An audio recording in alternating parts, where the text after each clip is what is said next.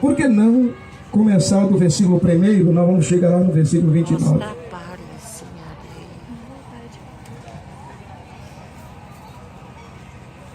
O tema: os Gebionitas enganam Josué, que faz com ele uma aliança.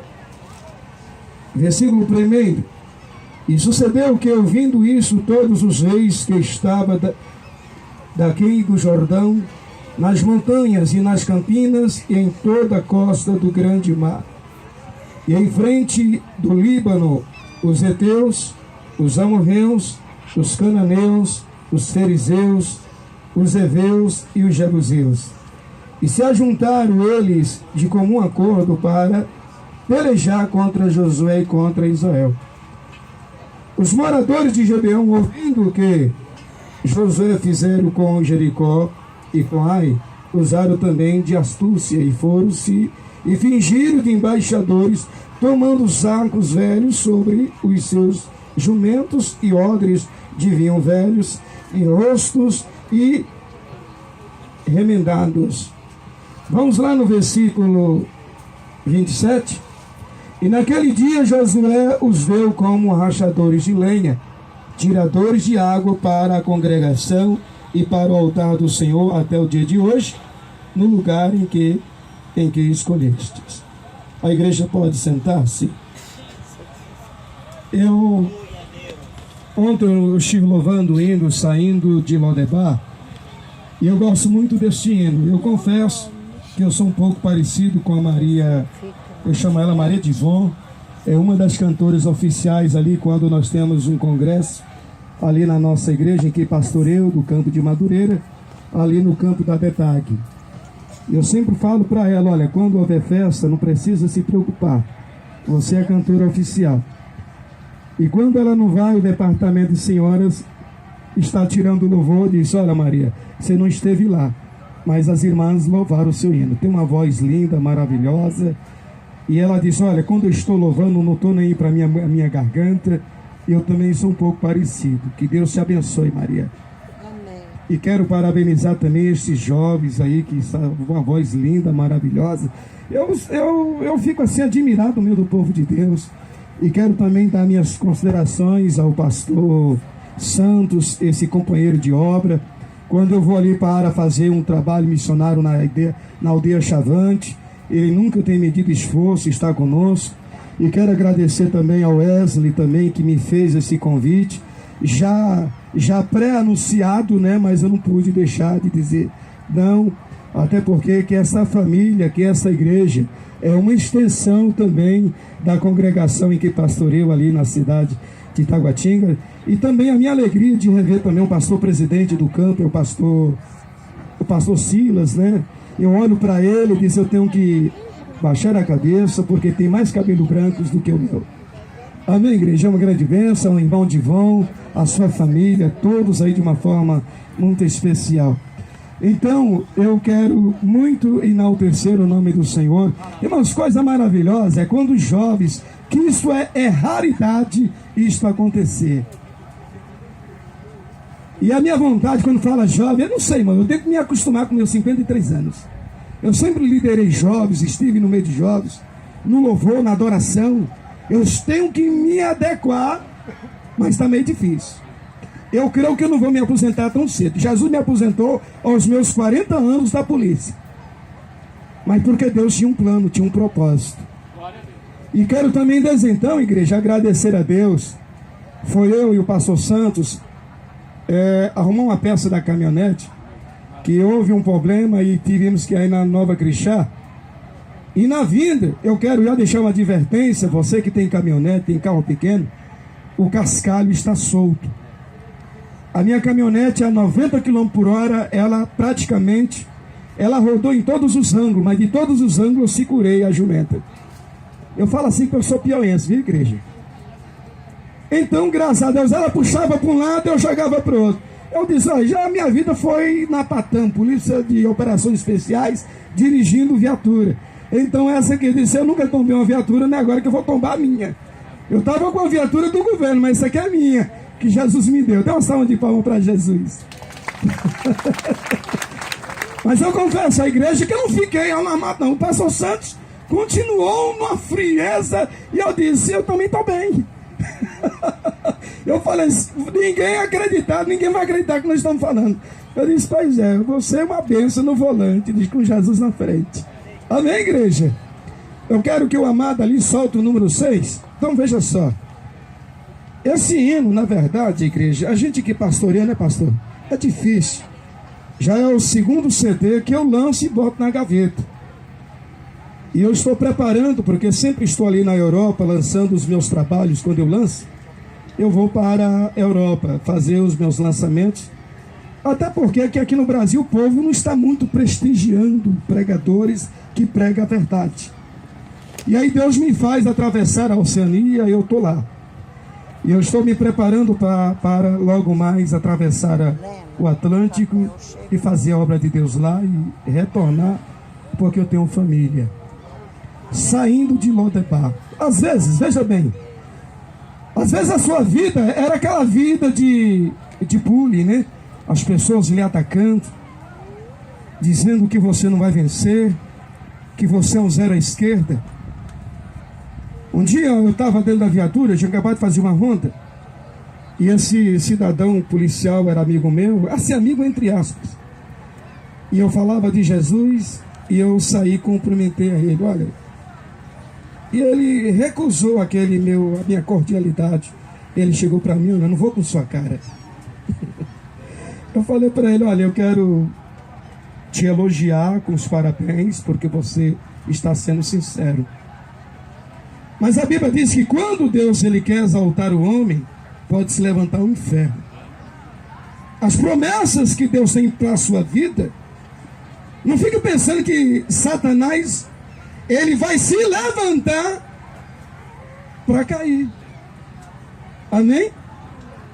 Mefibosete era filho de príncipe, né? Neto do rei Saul. Mas Deus tinha uma promessa na vida dele. É a canção de número 6, ao amado, por gentileza. Aleluia. Eu estou maravilhado com o que Deus está fazendo aqui nesse lugar. Aqui a única estrela é Jesus, o sol resplandecente da justiça. Oh, aleluia!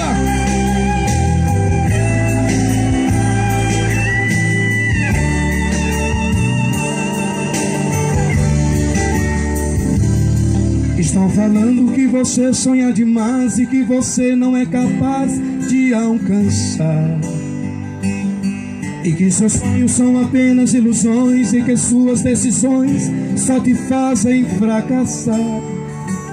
Eles não sabem que você, escolhido, seu futuro é decidido pelo Rei do Universo,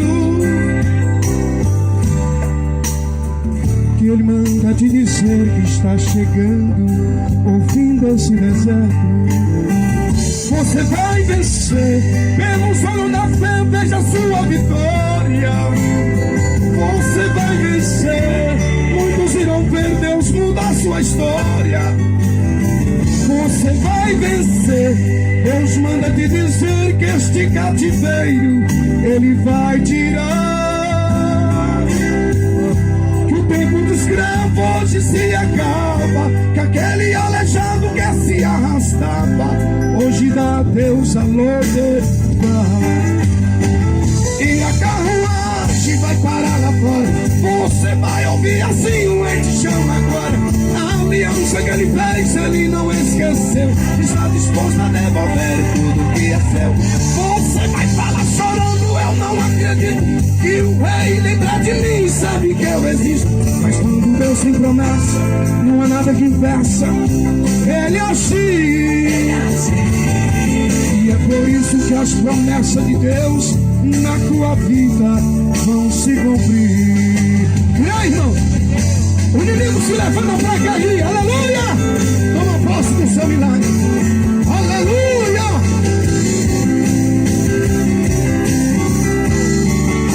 Aleluia.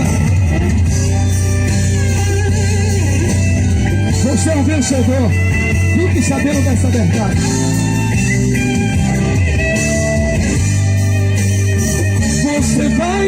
vencer. Pelos olhos da fé, veja a sua vitória. Você vai vencer. Muitos irão ver Deus mudar a sua história. Você vai vencer. Deus manda te dizer que este cativeiro Ele vai tirar. Que o tempo de escravo hoje se acaba. Que aquele aleijado que se arrastava hoje dá a Deus a louvar. E a carruagem vai parar lá fora. Você vai ouvir assim o leite chama agora. A aliança que ele fez, ele não esqueceu. Está disposto a devolver tudo que é seu. Você vai falar chorando, eu não acredito que o rei dentro de mim sabe que eu existo. Mas quando Deus tem promessa, não há nada que impeça Ele agir. E é por isso que as promessas de Deus na sua vida vai se cumprir. E a carruagem vai parar lá fora. Você vai ouvir assim o rei te chama agora. A aliança que ele fez, ele não esqueceu. Está disposto a devolver tudo que é seu. Você vai falar chorando, eu não acredito que o rei lembra de mim, sabe que eu existo. Mas quando Deus tem promessa, não há nada que impeça Ele agir. E é por isso que as promessas de Deus na sua vida vão se cumprir. E é por isso que as promessas de Deus na minha vida a se cumprir. Vai se cumprir. Bate palmas para Jesus e dê glória. Igreja, eu falei para o pastor Marcelo, pastor Sebastião na reunião, de que a gente ia fazer o máximo para ajudar o trabalho missionário. Esse aqui é o trabalho missionário. Quem não sabe, o trabalho de restauração, né, pastor? Coisa linda. Em esses jovens, que é a coisa raríssima, é ver os jovens se abraçando no manto santo de Jesus. Esse é o manto, eu ia também. Então, eu quero estar louvando esse hino. Está aqui esse CD maravilhoso, já vem com playback. Eu vou estar louvando. Esse hino que eu louvei não está nesse CD. Eu sou bem claro. Ele é lançamento meu. Está na mesma fase. Está aí, viu, filho? É o número 2. Ah, pastor, mas é de edição. Mas não sou pirata. Eu comprei direitos autorais para gravar. Você pode levar para casa, você vai levar a benção, não maldição. E esse CD, eu doei 100 CDs. Não estou me vangloriando, mas estou falando que se você comprar esse CD aqui, você vai estar ajudando a comprar os bois. Porque tem despesa, a igreja séria. Eu sou pastor, você diz. Amém? Glórias a Deus. Louve comigo esse hino, Dia de Sol, número 2, para a glória de Deus.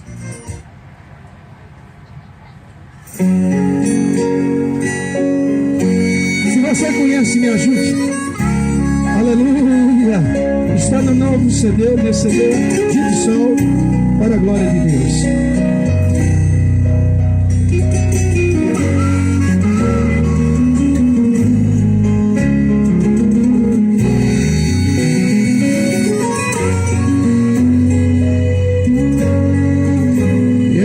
Sem destino, perdi a viver. Da estrada da vida eu fui na contramão. Mergulhei de cabeça num abismo sem fim. Loucura e tristeza eram parte de mim. No terrível espinhos do pecado eu pisei. A ponte entre a vida e a morte eu cruzei. Do outro lado eu vi meus pedaços no chão, minha alma vagava na escuridão das garras da morte. O Senhor me amou, me mostrou a verdade que eu nunca quis ver. Acordei de um pesadelo, voltei a viver. A igreja, eu hoje estou bem, mas já estive mal. Sou dia de sol, mas já fui temporal. Fui barco à deriva, fui noite sem lua,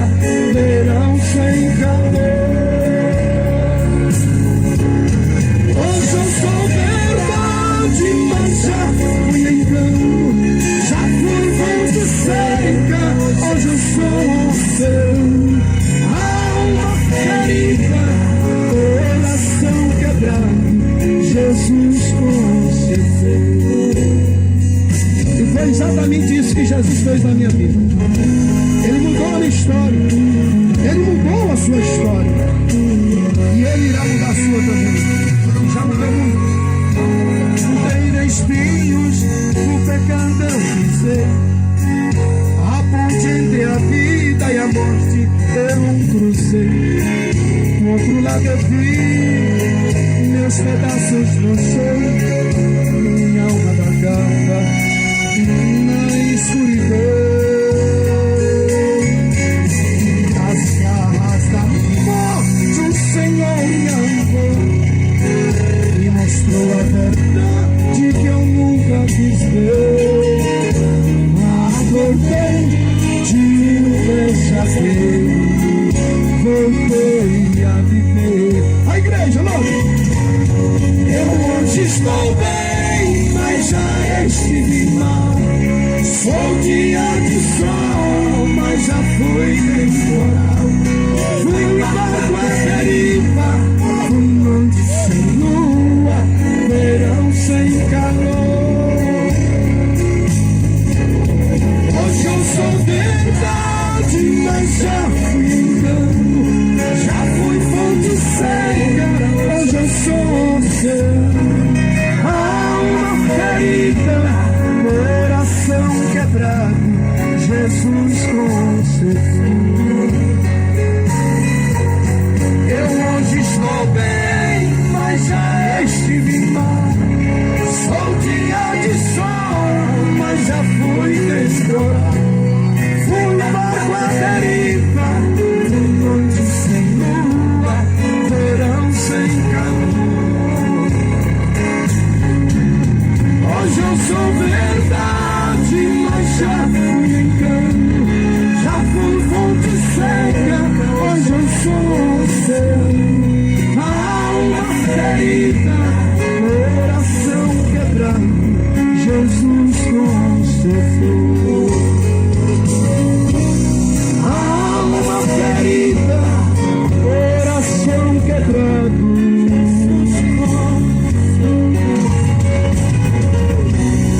alma ferida, coração quebrado, Jesus concedeu. Aleluia! Deus seja louvado, enaltecido. Amém, igreja? Meus amados irmãos, eu achei muito bonito o que o pastor ontem falou. E a ilustração que ele fez foi bastante interessante, quando ele falou que, na verdade, há muitas estrelas, mas quando o sol da justiça aparece, a única estrela que brilha é a de Jesus. Isso é verdade. Foi uma palavra muito sábia e eu estou de acordo. Meus amados irmãos, eu não sei a hora agora, mas eu não vou procurar estender muito, até porque que o tema nos traz muito pano para a camisa. Eu quero falar aqui um pouco sobre os Gebeonitas. Nós sabemos que na história, os Gebeonitas faziam parte de uma linhagem de pessoas em que já estava, na verdade, estava na lista para ser dizimado da face da terra. E o interessante é que os Gebeonitas, eu digo isso como eles criaram uma estratégia militar. Até porque que eles queriam formar uma coalizão para exatamente destruir o exército de Josué. E na verdade, eles não vieram a Israel com bons corações, com bons planos. A intenção dos Gebeonitas era exatamente espiar a terra do inimigo. E Josué, exatamente, era um dos alvos que os heteus, os jebuseus, aquelas nações pagãs tinham maior ódio do povo de Deus. Então, na verdade, só que essa nação dos heveus, no qual se trata dos Gebeonitas, Eles eram uma nação que era vizinha, sabia tudo que Israel estava fazendo, sabia dos seus caprichos, sabia das suas qualidades e do rigor em que tratava o povo concernente em adoração e servir a Deus. Os Gebionitas, tanto eles como as nações pagãs, no qual nós falamos aqui no início, eles, na verdade, conheciam quase todos os planos que Israel traçava. E eu sei, como um bom militar também, aprendi a formar guerrilheiros também. Eu sei que para nós vencermos o inimigo, primeiro você tem que entrar no arraial do inimigo, saber quantos homens eles têm, saber que tipo de arma de guerra mortal ele tem, saber qual é a fraqueza do povo. A estratégia de guerra é isso. E os Gebionitas, na verdade, eles não foram, eles sabiam de que ele seria dizimado, até porque ele sabia muito bem o que fez o Deus, o grande El Shaddai, na nação egípcia, abrindo o mar vermelho e lá atrás lançando as 10 pragas do Egito. Então ele sabia tudo o que acontecia naquele continente, naquela região. Todas as nações pagãs sabiam a velocidade e o poder bélico. O poder não era material, era espiritual. Era o próprio Deus em pessoa agindo na terra. E as promessas, por isso quando nós lemos o Salmo de número 133, ou é Salmo 136, me perdoe, que diz: e Deus deu a nação em favor do seu povo, quer dizer, a nação dos heteus, jebuseus. Então Deus dizimou aquele povo, porque eram nações pagãs, e os heveus também estavam na lista deles. E esses reinos aqui, em que se levantaram para conspirar contra Josué. Então a estratégia de guerra dos Gebionitas foi exatamente isso. Eles tinham muitas nações, 7 nações, ela era a 6ª, para traçar projetos para infiltrar dentro de Israel. Para formar uma coalizão, é como se fosse o cavalo de Troia. Eles se fingiam de mendigo. Eu digo isso porque eu sou do Piauí. E lá quando você faz um beiju de manhã, de tarde, vira uma pedra. Quem é do Nordeste aqui? Então, quando você faz um beiju, quando você bota ele enrolado ali num panozinho e vai lá para a roça capinal, você tem que ter um copo de água para engolir ele e traçar ele no dente. Então, na verdade, eles criaram estratégia para que o povo de Deus não viesse a perceber. Porque, na verdade, eles sabiam o seguinte: olha, o povo de Deus, o povo de Israel é orientado por Deus. É difícil enganar esse povo. Então vamos criar estratégia. Olha, vamos lá, pega aquele sapato, o pior que tem, a pior sandália, e começa a rasgar ela. As roupas velhas, traga para cá, e aí nós vamos fingir que estamos viajando 1 mês. Vamos chegar com cara de miserável, com cara de Zé Coitado, e vamos fazer com que eles, olhando para as provas, acreditem, dizendo: realmente esse povo é um lascado. Estratégia.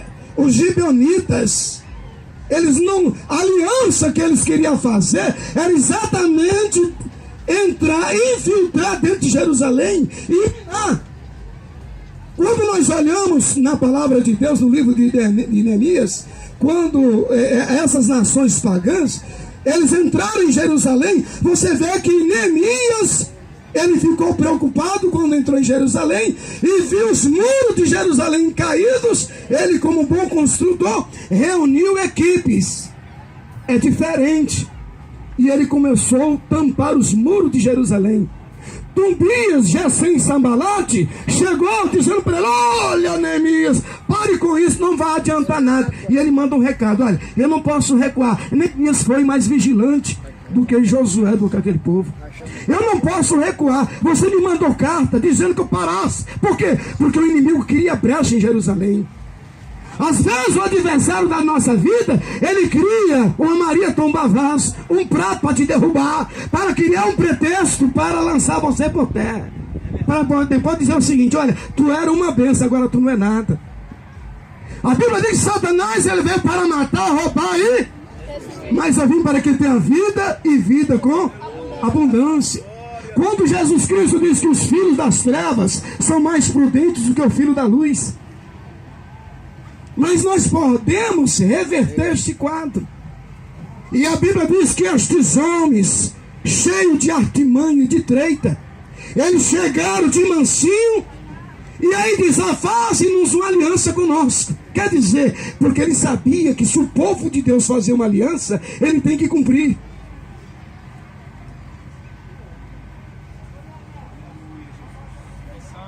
A igreja está entendendo? Ele sabia, porque um hebreu, um israelita, eles são conservadores e eles se orgulham em seu povo escolhido na face da terra. Eles são considerados, Jerusalém, como o relógio do planeta.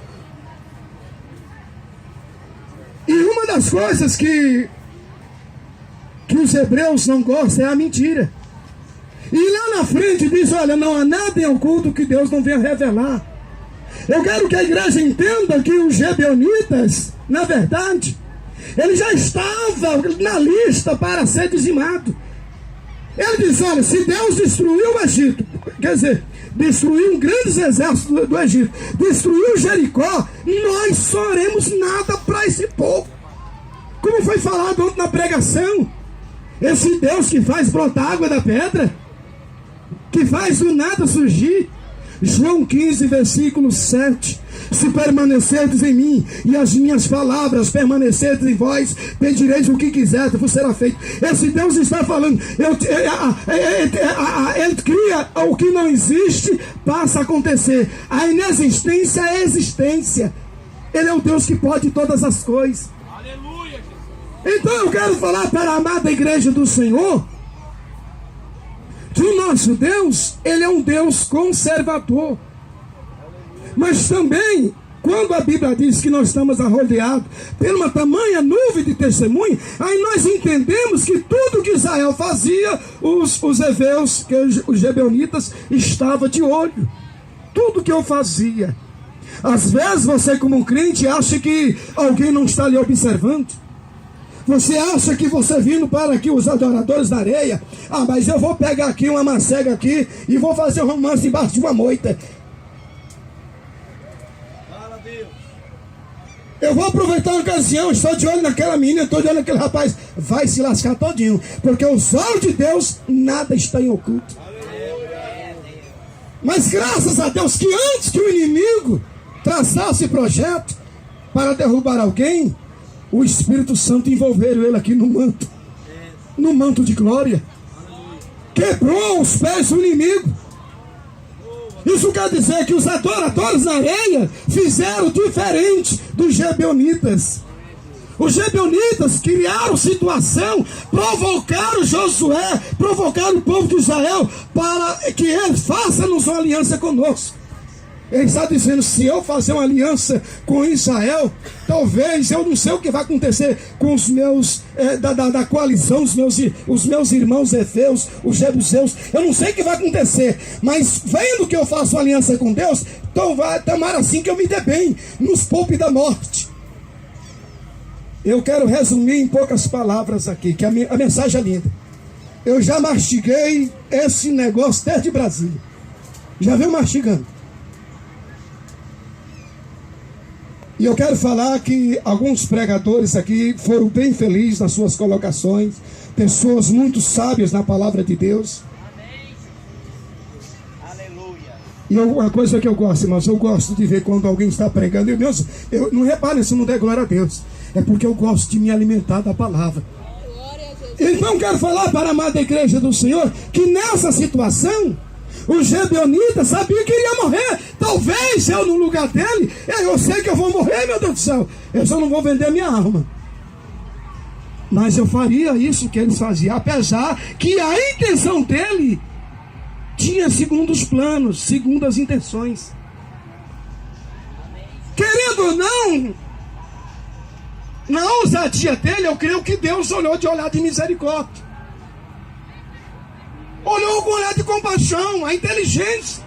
Como esse povo é inteligente. Nós vemos, né, pastor, como o general da Síria. Por que ele foi? Veja quem é a Síria, que usa crianças recém-nascidas, arranca os dentes, corta os pés e os braços, para ser objeto sexual, até a morte. Esse povo, são um povo terrível. Se eu falar coisa para você, não cabe nem eu falar. É uma nação miserável, que não teme a Deus. Mas lá naquela nação, havia um general chamado Naamã. Eu estou conjecturando aqui essa verdade. Eles chegaram e disse o seguinte: olha, aquela serva que estava trabalhando de empregada, ela era uma empregada, mas ela não era uma gibeonita, ela era um israelense, ela tinha a marca da promessa. Quando Naamã chega miseravelmente, cheio de lepra, cheio de coceira, irmãos, a lepra é coisa terrível, e ela todo dia chega lá, eu tenho certeza que era ela que limpava as lepras das armaduras de guerra de Naamã. Por que Deus teve um olhar de compaixão para Naamã? A Bíblia diz que ele era um homem reto e justo, e ele não fazia de qualquer jeito. É tanto quando ele saiu e ele disse que ele era muito obediente ao rei da Síria, e tudo que ele ia fazer, ele pegava uma carta, ele pedia a bênção ao rei. E quantos crentes que saem da sua igreja dizem: eu não tenho um pastor, não estou nem aí, eu não tenho que dar bênção, nem satisfação para ninguém. Mas Naamã era diferente, era um general de guerra. E quantos crentes rebeldes dizem: eu não tenho um pastor, quem manda na minha vida sou eu. E aí? Aqui é um adoradores da areia, mas existe normas, existe obediência. A igreja está entendendo? Por que Deus se engraçou, posso dizer assim, se engraçou com Naamã? Eu quero voltar lá, eu quero que a igreja entenda. Porque Naamã era obediente. E a Bíblia diz que por causa Deus lá do céu, olhando uma nação pagã, repugnado aos olhos de Israel, mas aquele homem era diferente. E a Bíblia diz que Deus dava a ele vitória. Não é isso, pastor? Dava a ele vitória. Às vezes nós questionamos e perguntamos: por que Deus abençoou a dona Filomena e seu Joaquim ainda está arrastando leve? Porque a dona Filomena, ela pode ir na igreja, mas ela sabe ser humilde. O mal de muitos que não recebem a sua vitória é porque tem um tal de nariz empinado e um salto alto, não quer descer dele. A Bíblia diz que Deus, ele exalta os humildes e abate os abestalhados. Se você não sabe o que é isso, é orgulhoso. Para nós lá no Piauí é bestalhado mesmo. Bestalhado é aquele que quer dizer alguma coisa e não é. Então, na verdade, você vê que aquela jovem disse o seguinte: olha, quem dera você fosse lá em Israel. Lá tem um homem de Deus que, se colocar a mão sobre você, na verdade falou para a empregada dela, porque ela não vai quebra de princípio. Falou para a mulher de Naamã. Essa menina nem nome tem.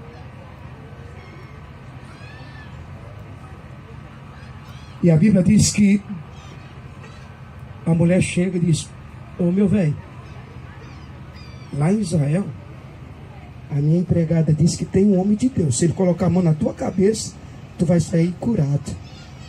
Não foi isso, igreja? O que é que ele fez? Ele disse: é mesmo. É. Prepara as carruagens. Vou pedir o meu rei lá para me dar uma carta de recomendação. Pastor, eu não sei se o senhor conheceu o saudoso pastor Divino Gonçalves, do Campo da Detac, meu grande amigo.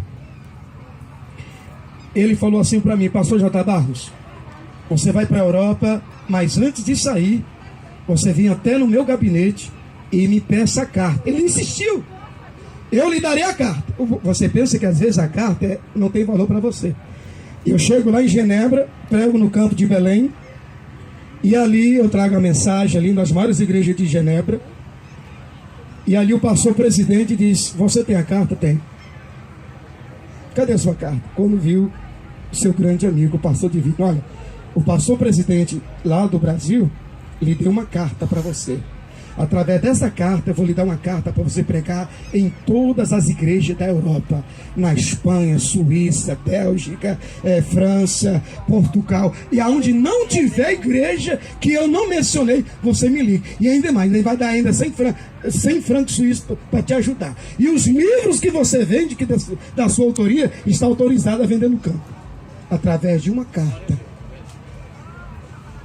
A igreja está entendendo o manto aqui?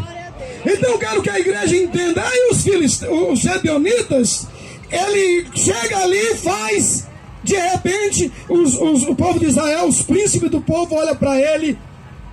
Rapaz, tu tá andando muito tempo mesmo, teu sapato tá todo cheio de chulé, o couro do teu sapato tá rasgando, a sua roupa está velha, cadê a tua comida? Inclusive, olha, nós temos ali o vinho, está até velho. Os Gebeonitas foram inteligentes, foram audaciosos. A Bíblia diz que eles foram audaciosos e enganariam até mesmo os escolhidos. Enganou em Josué. Agora você vai entender por quê. Josué, eu digo isso, irmão. Eu estou lá na igreja pastoral, fico na principal ali, viu, pastor? Em frente ao mercado Super 100, e tem muito mendigo. E aí eu estava fazendo um regime para emagrecer. Eu disse, nem eu, nem cá, ninguém não vai almoçar não, nem vai jantar. Quem já sai no manto, né? E aí disse, chegou um mendigo lá e disse, pastor, tem como você arrumar um prato de comida? Fui lá no mercado, preparei um manto para ele assim. E minha filha, que é a Osana, minhas meninas são tudo levitas da obra de Deus.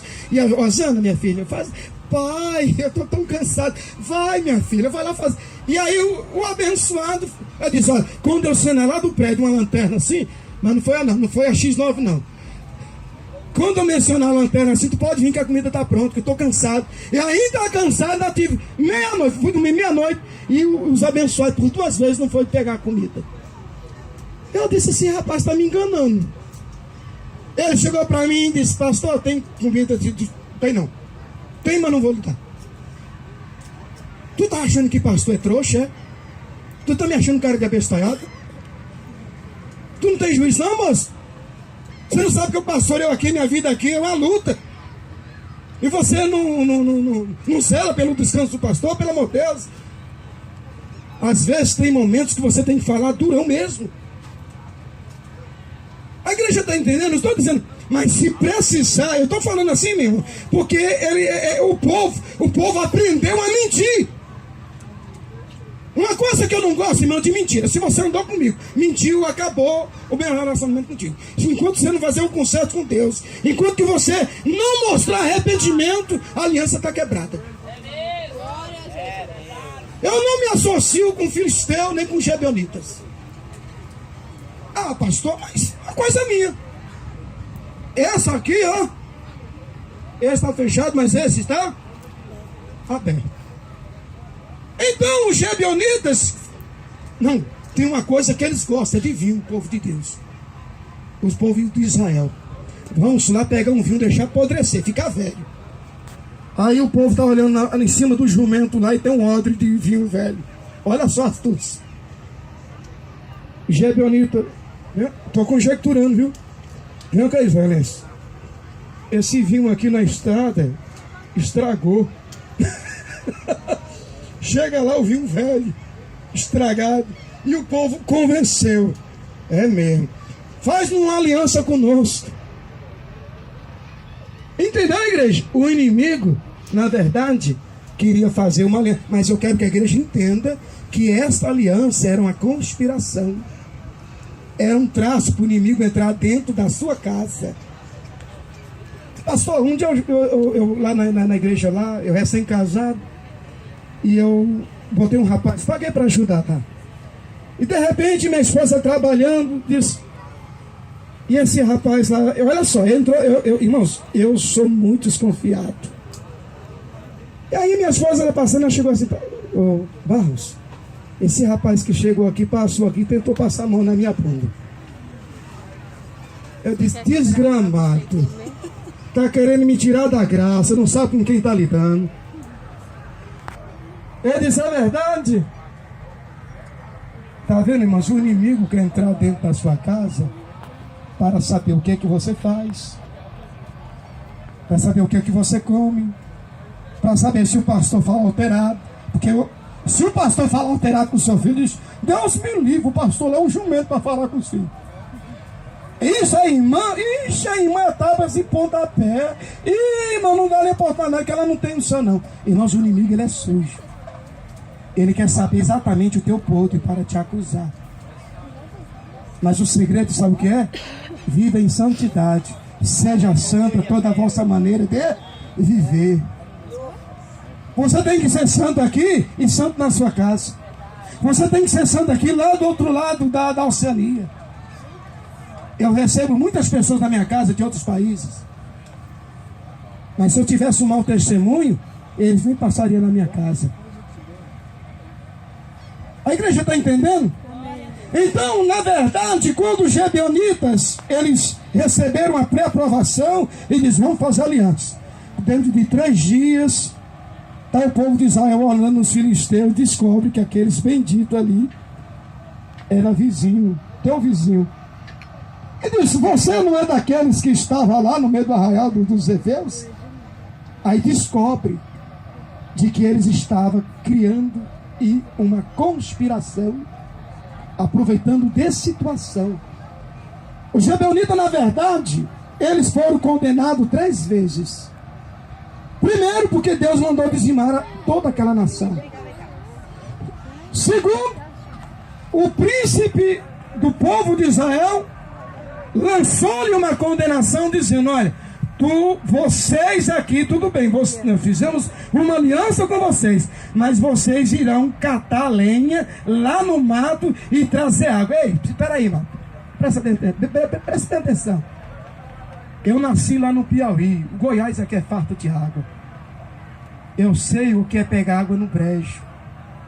É muito longe. Uma lata de água para nós vale muito caro. Mesmo que tenha uma perereca dentro do copo, você tem que afastar ela. Dá licença aqui, minha titia, que eu vou beber essa água aqui.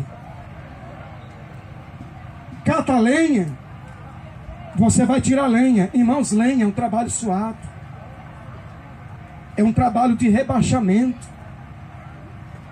É o pior serviço que um israelita poderia tirar. Geralmente seria para os disciplinados, os mais desobedientes. Israel, ele diz: olha, tudo bem, nós fizemos aliança contigo, mas você vai catar lenha e vai trazer água para cá. Era um trabalho. Para que servia a água? A lenha era para manter o fogo aceso no altar, e a água é para lavar a mesa do sacrifício, porque havia sangue sobre o altar. E a água, pastor Marcelo, era para limpar. Os rituais eram diferentes. Em cima do altar era a pomba, era o novilho, era o carneiro, era o bode. E quando fazia a enfiada do tutelo no coração do animal para sacrifício a Deus, Deus aceitava esse sacrifício. E era muito sangue sobre o altar, não é isso, pastor? E a água era contínua, não podia faltar, para não haver mau cheiro sobre o altar. Como é que está o teu altar? O seu altar está limpo pela água da palavra de Deus. Então quero que a igreja entenda que lá, Isaías diz o seguinte: e o fogo arderá continuamente sobre o altar e não se apagará. Por isso que Josué disse o seguinte: olha, eu sei que no meio do povo de Israel tem algum chorão, mas eu vou dar como castigo e pena vocês como catadores de lenha. Vocês vão... não, e tem mais ainda. O povo da nação de Israel, depois de 3 dias, quando descobriu que os gibeonitas enganaram Israel, o povo, irmãos, a nação de Israel, eles matam, principalmente se você pecar contra Deus. Eles preservam de uma forma. Eu tinha um pastor amigo meu por nome de Shaul, descendente da rainha de Sabá, descendente de Salomão, né, os etíopes. Muito meu amigo, aonde que eu descobri que o peixe que engoliu Jonas não é uma baleia, foi um peixe cachalote. É o único peixe. A baleia, ela não tem o hábito de engolir um homem, ela só engole sardinha. Mas o peixe cachalote é mais ou menos parecido com que uma baleia. Ela é a única que pode engolir um homem e o homem se colocar de pé dentro do estômago dela. interessante que ele era um judeu messiânico. E ali, quando nós estávamos almoçando, eu era pastor presidente do campo ali de Samambaia, do Ministério Rocha Eterna, e ali eu sentado lá, e ele não se misturava, pastor. Eu disse, por que ele não se mistura? Não, irmãos, eu tento, mas não costumo. Porque para eles, nós somos uma nação gentílica.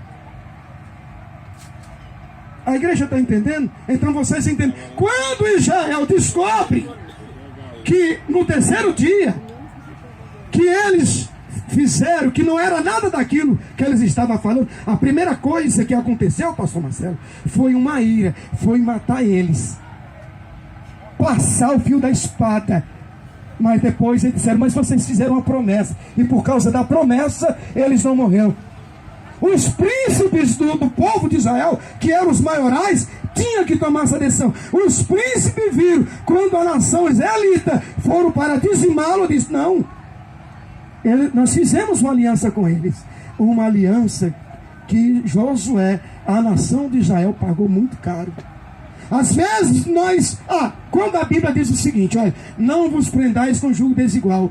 Quantas jovens, porque acha o rapaz lá do mundo, gatinho, olhos azuis, tocador de guitarra, diz, mãe, eu me apaixonei por ele, eu quero me casar com ele. E a mãe diz, minha filha, esse homem não tem nada de Deus, mas eu amo mesmo assim. Vai se ferrar todinha, vai se dar mal.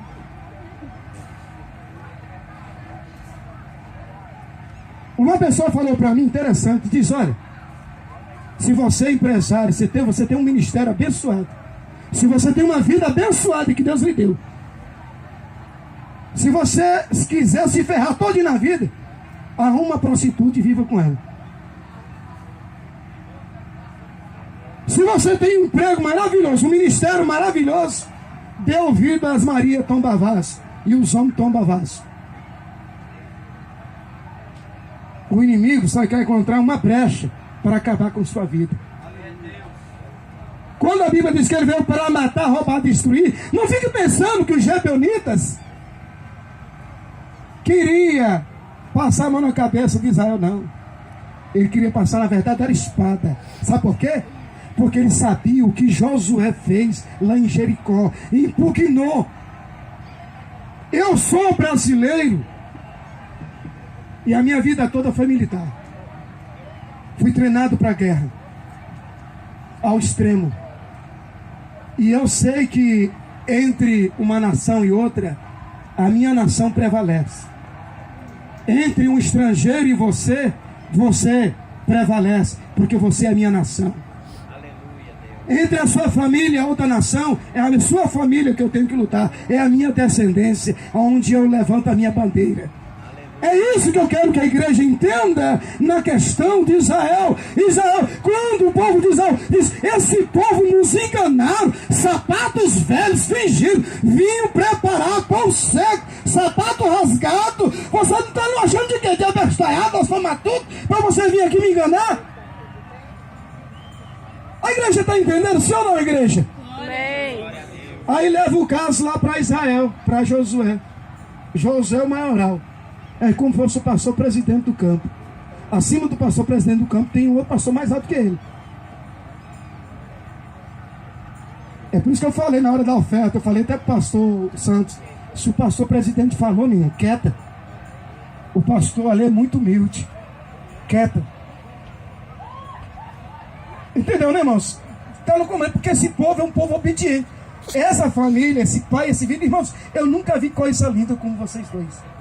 E é um exemplo que eu tenho para a minha vida. Vocês são um exemplo, pastor Marcelo. É um exemplo. Olha, eu já olho para você, já começa a chorar.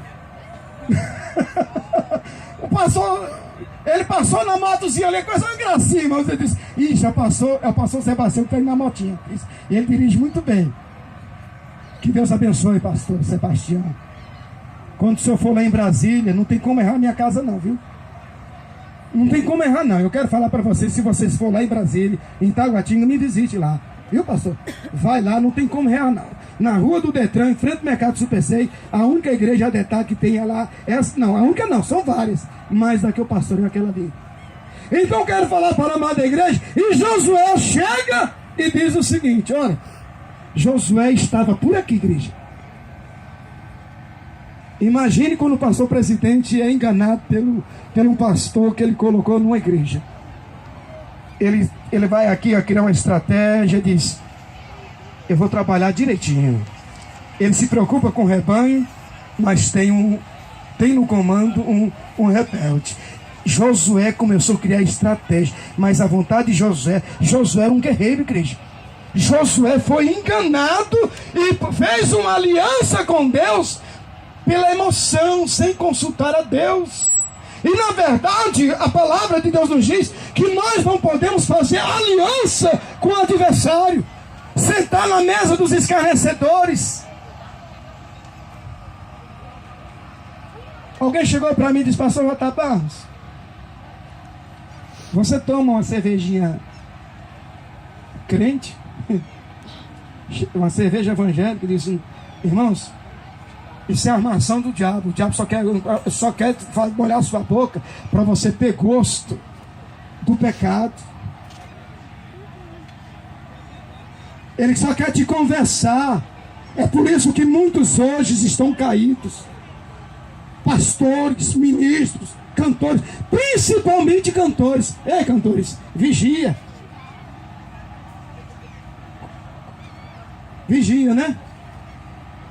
Porque tem muitos cantores aí, quando são agendados, perguntam: quantos crentes tem? A oferta é 2.000. Eu quero um hotel 5 estrelas. E eu quero também uma garrafa de uísque. Eu quero uma quenga para me acompanhar.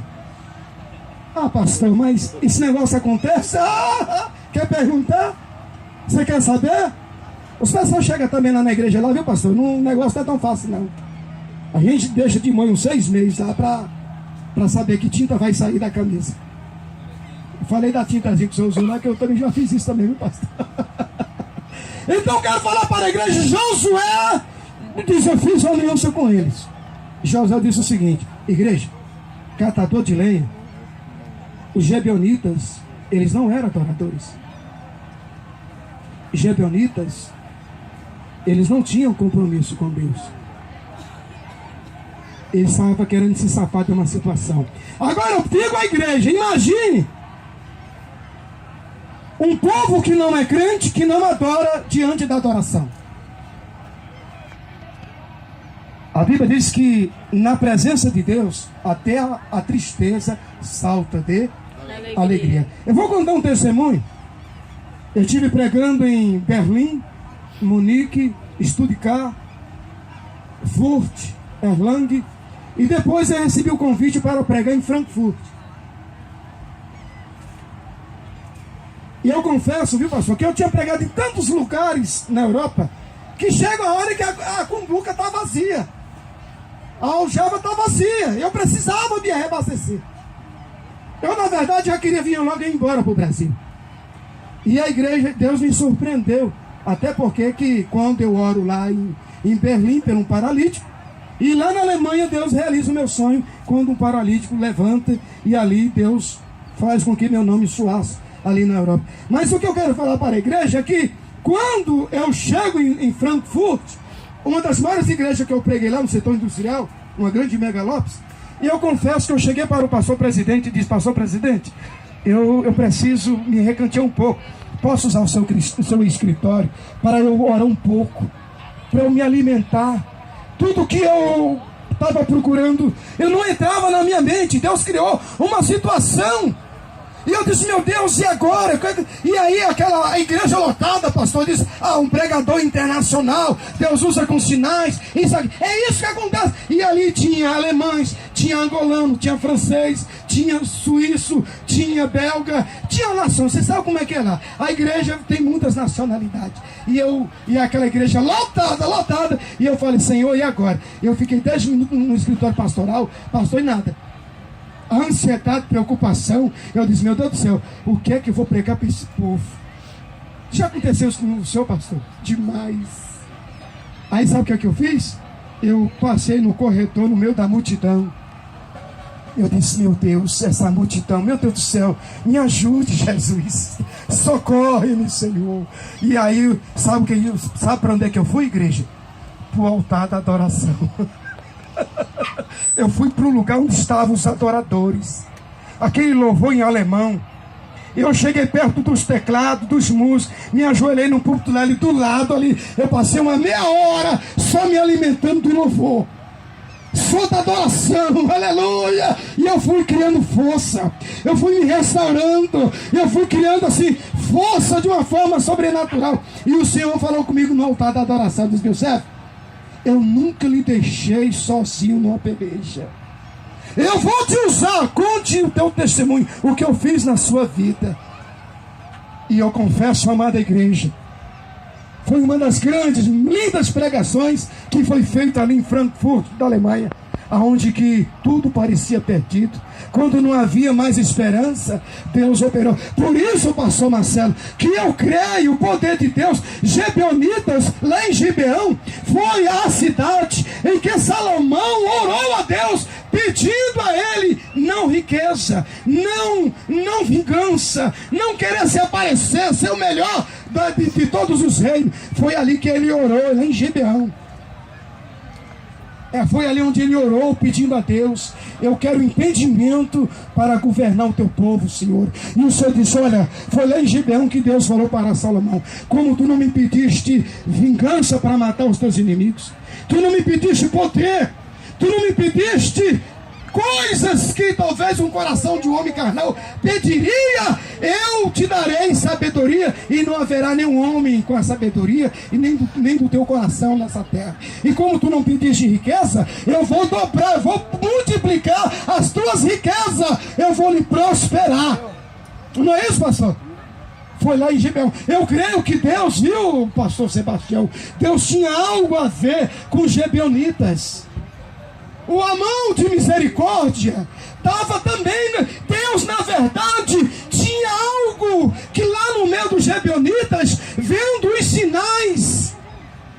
A igreja está entendendo? Às vezes eu estava assim, só observando: mas Senhor, por que os gibeonitas? Porque o Senhor abriu, permitiu, até eles mesmos vindo com mentira. Por que Josué não orou, fez uma aliança com os gibeonitas? Mas uma coisa eu quero que a igreja entenda: Deus veio para os seus e os seus não receberam. Israel também não receberam Jesus como Senhor e Salvador.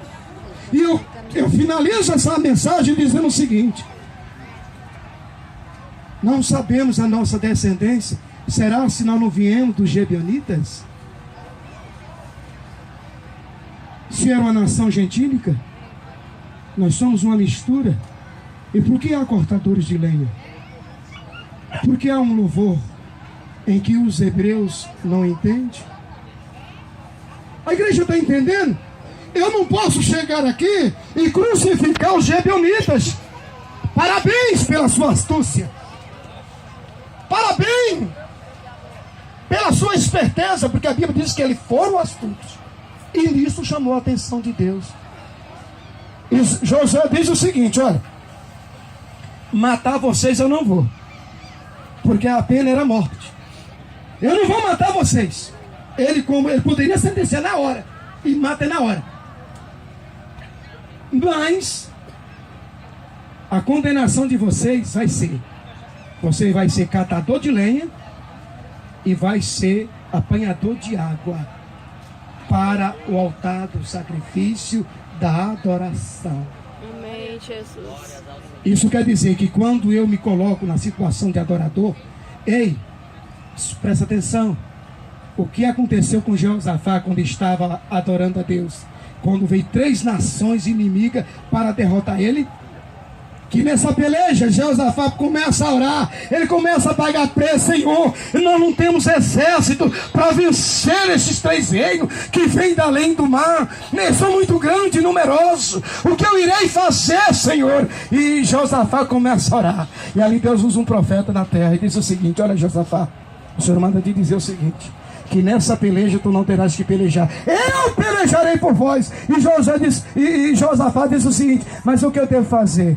Diz: vai lá, pega a congregação, todos do arraial, reúne os príncipes, os adoradores, entra dentro do santuário e começa a adorar, começa a cantar louvores a Deus. Tem uma coisa que Deus ama na terra, é quando um crente dobra o seu joelho para adorar. adoradores na areia, ele vai prosseguir de gerações em gerações. Por quê? Porque é o altar da adoração, pastor Marcelo, pastor Cecílio, é o altar da adoração, aonde há adoradores, Deus dá livramento, como deu um livramento para mim, a 90 quilômetros com a minha Hilux ali, a 90 quilômetros, ela rodou para todos os lados. Eu disse, o inimigo não tem poder de destruir aqueles que têm um plano na adoração. A igreja está entendendo, deu glória? Eu quero falar para a igreja. A pergunta é esta: Deus não me renovou na adoração, pastor Silas, lá na Alemanha? Deus não deu livramento a Josafá? Deus mandou anjos para pelejar a favor de Josafá. E nessa peleja não tereis que pelejar, eu pelejarei por vós. Quando um homem se dobra, igreja, eu vou falar uma coisa para você. Se as coisas estão difíceis para você, tu olha para os lados, olha para o outro, e você vê que não há solução. Olhe, faça como Moisés. Ele olhou para um lado, viu pedra, e para trás areia, e para diante o grande mar vermelho. Mas e quando naquele momento de angústia, ele dobrou o seu joelho e olhou para o céu e adorou, e Deus abriu o mar vermelho. A pergunta é esta: catando lenha e apanhando água para o altar da adoração, eu não me aquebrantaria? Tanto jovem que chegaram aqui que está que nem uma cumbuca vazia. Não foi isso, pastor Marcelo? E aí Deus começa a encher, começa a transbordar de glória. Pastor Marcelo foi até renovado. Transmitiu o poder que Deus tinha na vida dele para os outros. Eu disse, eu não posso ficar aqui. Eu vou começar também a transmitir a bênção de Deus na vida desses jovens, reconciliando no altar da adoração. E a pergunta é essa, né, adorador? Gebeonitas, uns não se tornaram músicos, todo dia catando lenha e apanhando água. Eu, também criatura de Deus, numa situação, irmãos, eu já estava no manto há muito tempo. Quem entendeu a mensagem, diga amém. Vamos ficar sobre os pés. Eu quero desde então agradecer a Deus, ao pastor Sebastião, o nosso pastor pastor Marcelo, esse grande homem, tem um grande pai, por isso que ele é um grande homem. Ele é um grande homem porque tem um grande pai. Eu queria que todos os filhos fossem que nem ele. Ele é um homem realizado. Se um dia ele partir, ele sabe que tem um filho. E tem um grande pastor presidente do lado dele. Para a glória do Senhor Jesus. Então, meus amados, eu quero... Vamos orar agradecendo a Deus, viu, pastor? Eu não tenho mais nada, porque Deus já fez grandes proezas aqui, pastor Marcelo. Senhor nosso Deus, Pai da eternidade, eu quero te enaltecer, Senhor, pela tua benignidade, pelo teu amor, Senhor, pela benevolência que o Senhor teve com os Gebeonitas, Senhor, assim como o Senhor teve compaixão daquele povo para não ser morto. O Senhor, meu Deus, também tem compaixão de nós, Senhor. Viemos de tão longe, Senhor, atravessamos montanhas, atravessamos terrenos perigosos, não só a mim, mas famílias que vieram até aqui, Senhor. Se quiseres, usa-me, Senhor, usa a tua igreja, meu Pai, abençoa, meu Deus, essa igreja que vai morar no céu. Abençoa, meu Deus, essas criancinhas que aqui estão, que um dia possa estar nos seus pergaminhos memoriais. Eu estive na adoração dos louvores da areia, eu vi homens de Deus pregando, eu vi milagres sendo feitos, e eu desejo isso para mim. Meu Deus, eu peço, abençoa, meu Deus, esta mulher, esta mãe aflita. Abençoa este pai de família, este desempregado, este pastor que tanto sofre pelo seu rebanho. Abençoa meu ministério, a igreja em que pastoreio, aos meus amigos de fé. Ó meu Deus, tenha compaixão de nós, que nós venhamos diminuir, meu Deus, que o Senhor cada dia mais possa crescer, meu Deus. Abençoa o pastor Sebastião, o seu filho, toda a sua família. Ó meu Deus, tenha compaixão, meu Pai, e que o ano que vai vir, se não assim houver arrebatamento, mas se assim nós estivermos, multiplica, Pai, esta semente. De outros lugares virão, meu Pai, e que seja esse trabalho pelo amor. Aqui não existe a ganância, meu Pai. Aqui existe, meu Deus, um coração aquebrantado. Meu Deus, muito obrigado pela tua presença, em nome do Senhor Jesus Cristo. Aleluias. Amada igreja, vamos saudar esse Jesus com a salva de palmas.